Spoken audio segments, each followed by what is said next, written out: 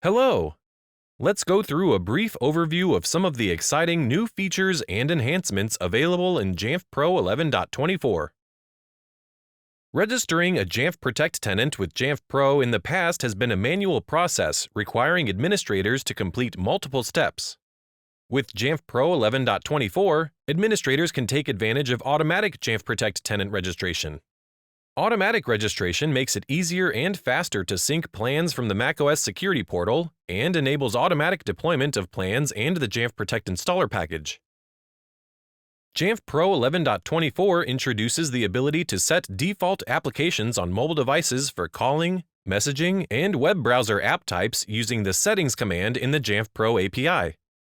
Combined with the restrictions to disallow user modification of these settings, this can permanently set an alternative app, or the native Apple app, to be used for these system functions.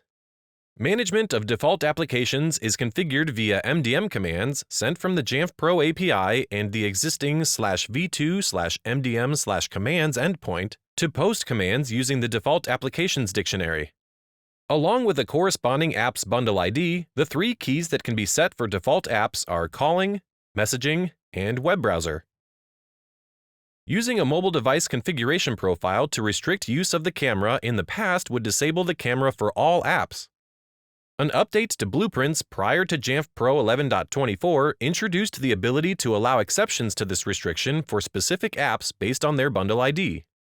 For organizations who can't use Blueprints, Jamf Pro 11.24 brings this option to mobile device configuration profiles. However, only one method to restrict use of camera should be deployed, and it's recommended to use Blueprints if available. In a mobile device configuration profile, after enabling the use of camera restriction, type the name of the app to be excluded in the app name field. Choose the appropriate app from the menu that appears, and the bundle ID is automatically entered. Custom apps or in-house apps can be added by typing the name in the app name field. Scroll to the bottom of the menu and click plus, then manually enter the app's bundle ID. A new federated user account type has been added to Jamf Pro 11.24.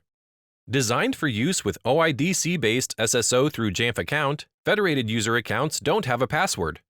Instead, password management is controlled across all Jamf products by Jamf Account, or your organization's identity provider that's been integrated with Jamf Account.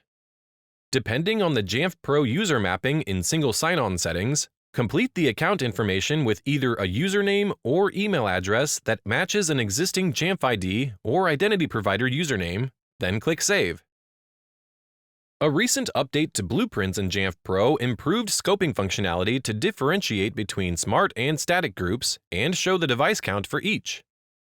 Jamf Pro 11.24 takes this a step further by adding a column for platform to differentiate between computer and mobile device groups. Click Filters, select the types of groups you'd like to see, then click Apply to filter the list of options. Check out the link for the Jamf Pro Blueprints release notes in the resources of this video for the complete list of releases for Blueprints, and click the Watch button to subscribe to email notifications for updates. Administrators utilizing compliance benchmarks may have noticed new templates in the weeks prior to Jamf Pro 11.24. All security benchmarks available from the macOS Security Compliance Project are now supported. Check out the link for the Compliance Benchmarks release notes in the resources of this video for more information, and click the Watch button to subscribe to email notifications for updates. That's all for our quick overview of some of the new features introduced in Jamf Pro 11.24.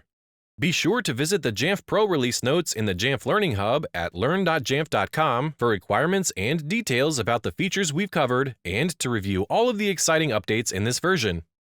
Thanks for watching.